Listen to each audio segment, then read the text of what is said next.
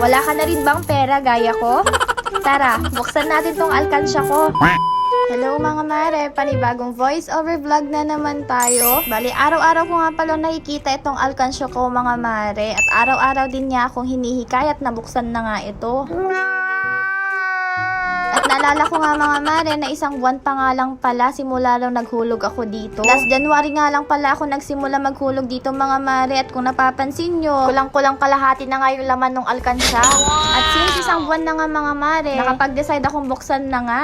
Wala rin naman kasi talagang exact date kung kailan ko dapat ito bubuksan mga mare. At dahil nga atat na ako, ayan bubuksan na nga natin. At kung nagtataka kayo mga mare kung saan ko kinukuha itong mga coins na 20s na to, araw-araw lang naman ako nagpapalit ng ganito sa may station mga mi. At talagang sineseparate ko na kaagad yung mga 20s na coins mga mare pag ako yung naka-duty o yung kasama ko. At bago pa nga mag-cut off mga mare, pinapalitan ko na nga. Napabukas nga ako ng alkansya nang wala sa oras mga mare kasi ang totoo niyan, wala na nga akong pera.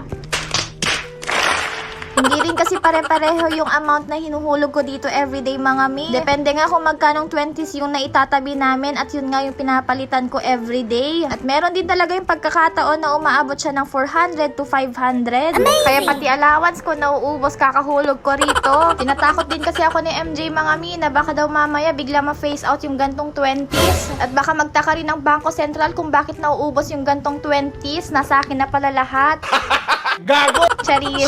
Sa totoo lang mga mi, pang bills talaga itong alkansya na to. At ewan ko ba kung bakit bigla akong na-addict sa 20s na coins mga mi at ito na nga yung inipon ko. Amazing! Sabi nga din nila, itago ko na lang daw ng matagal para pagdating ng panahon, ibenta ko raw kay Boss Toyo. Boss Toyo, baka naman. At habang binubuksan ko nga tong alkansya ko mga mare, iniisip ko na nga din kung saan ako magpapapalit ng mga coins. At bigla ko nga naalala na may deposit machine nga pala dun sa may 7-Eleven. Kung titignan mo lang din talaga sa may alkansya mga mare, parang ang konti pa rin ng laman. Pero pag bibilangin mo na rin pala sila isa-isa mga mare, marami-rami din. Amazing! At para nga mapabilis na din yung pagbibilang ko mga mare, ang ginawa ko nga is by 10 na din. Para bawat hilera din mga mare is 1K na. Grabe, hindi ko rin in-expect na makakapag-ipon ako ng mga 20s ng ganito kadami mga mi. Sabi nga din pala nila mga mare, bawal daw ang mag-alkansya. Yun kasi yung paniniwala ng mga matatanda mga mi. Kaya ang ginawa ko, bago pa nga ako mag-alkansya mga mare, is binulungan ko na kung para saan yung iniipon ko.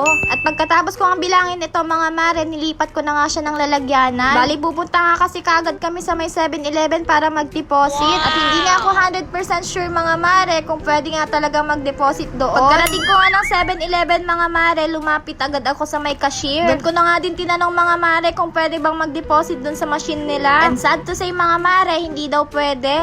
Kaya ang ginawa ko na nga lang din talaga mga mare is nag-cash in sa GCash. At yung mga coins na nga din yung pinangbayad ko dun sa pinakash in ko. Mano-manong bilangan na nga rin pala yung ginawa namin dito mga mare. At medyo matagal nga kasi 5,000 plus ito. Yes mga mi, 5,370 yung naipon ko sa loob ng 1 month. At talagang puro 20 na coins nga iyon. Wala na nga rin palang bihisa nung nagpunta ako dito sa 7-Eleven mga mare. Kasi nakapangtulog pa nga lang din ako. May pang Shopee na naman tayo mga mare. Charis. At ayun lang mga mare. Salamat sa panonood. Bye-bye!